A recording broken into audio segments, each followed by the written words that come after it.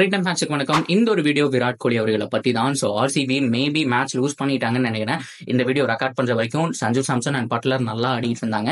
And Virat கோலியை பத்தி கேட்டிருந்தீங்க. So இந்த ஐபிஎல் இது எல்லாமே ஓரம் கட்டி வச்சுட்டு பார்த்தா T20 வேர்ல்ட் கப் மிகப்பெரிய லீக் அடுத்த மாசம் வருது.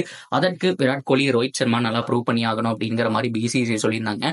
அப்படின்னு அவங்க மென்ஷன் பண்ணல அப்படின்னா கூட விராட் கோலிக்கு எங்களால இடம் தர முடியாது, அவருடைய ஸ்ட்ரைக் ரேட் வந்துட்டு ஸ்லோவா இருக்கு, ஸோ வந்துட்டு அவர் சரியா ஆட மாட்டார் அப்படிங்கிற மாதிரி பல காரியங்கள் சொல்லியிருந்தாங்க. ஆனா இன்னைக்கு சரியான ஒரு செஞ்சுரி. இதை பத்தி மட்டும் நம்ம இந்த ஒரு வீடியோல பார்த்து தெரிஞ்சுக்க போறோம். அதுக்கு முன்னாடி ஒரு சேனலுக்கு வரீங்க, நான் மறக்காம சப்ஸ்கிரைப் பண்ணி சப்போர்ட் பண்ணுங்க. அப்போ அப்டேட் எல்லாமே உங்களுக்கு சேரும். சரி வாங்க வீடியோக்குள்ள போலாம். ஃபர்ஸ்ட் ஆஃப் ஆல், கண்டிப்பா இந்தியன் டீமுடைய கேப்டன் யாரு அப்படிங்கிற விஷயமே இன்னும் புரியல. ஸோ யாரை செலக்ட் பண்ண போறாங்கன்னு தெரியல. ஸோ ரோஹித் சர்மா அப்படின்னு நினைச்சா கூட பார்த்தோம் அப்படின்னா ரோஹித் சர்மாக்கு வாய்ப்பு இல்லப்பா, நியூ கேப்டன் வர போறான்னு சொல்றாங்க. ஹார்திக் பாண்டியாவோ இருக்குமோ அப்படின்னு கேட்டா அவரும் மும்பைல நல்லா பெர்ஃபார்ம் பண்ணாதான் ஸோ T20 வேர்ல்ட் கப்புக்கு கேப்டனா போடுவாங்க.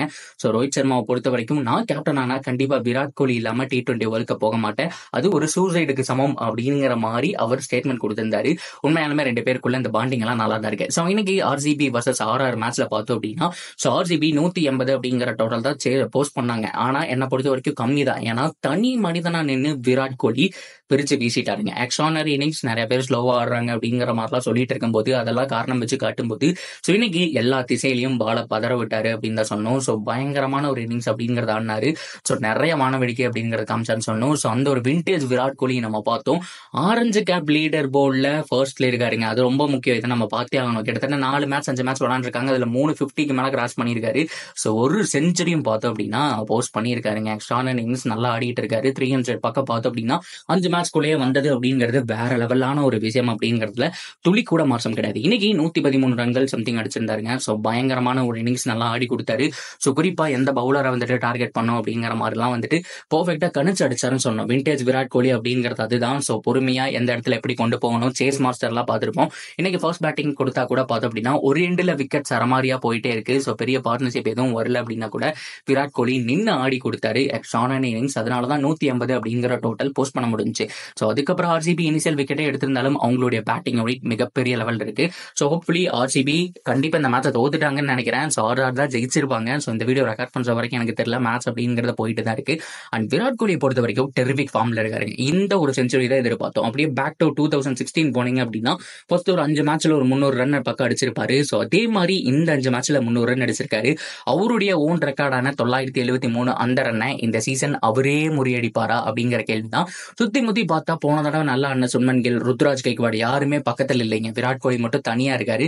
So foreign batsman Henry Klaasen இந்த மாதிரி நிறைய பேர் இருக்காங்க. ரியான் பராக் இருந்தாரு. ஆனா ரியான் பராக் இன்னைக்கு மேட்ச்லயும் சரியா பெர்ஃபார்ம் பண்ணல அப்படிங்கிற மாதிரி தான் சொல்லணும்.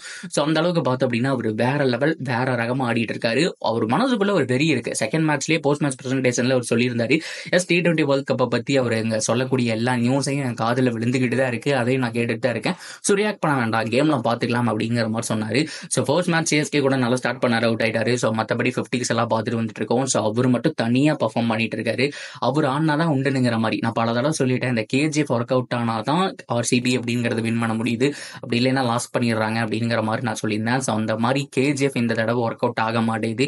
ஸோ மேக்ஸ்வெல்ல உள்ள கொண்டு வாங்கப்பா, சரி வில் ஜாக்ஸ் உள்ள கொண்டு வாங்கப்பான்னு சொல்லிட்டு இருக்காங்க. ஆனா யாரு உள்ள வராங்க வெளியில போறாங்கிறதெல்லாம் எனக்கு மேட்டரே கிடையாது. நான் என் ஜோன்ல இப்படி தாண்டா ஆடுவேனுங்கிற மாதிரி விராட் கோலி செமையா ஆடிட்டு இருக்காரு. ஸோ ஹோப்ஃபுல்லி இந்த T20 வேர்ல்ட் கப்புக்கு அவருடைய நேம் கண்டிப்பா வந்துதாங்க ஆகணும். ஸோ கண்டிப்பா அவர் 100% ஆட போறாரு. ஓப்பனிங் ஆட போறது கிடையாது அப்படின்னா கூட ஸ்லோ ஸ்ட்ரைக் ரேட் அதெல்லாம் பார்க்க மாட்டாங்க.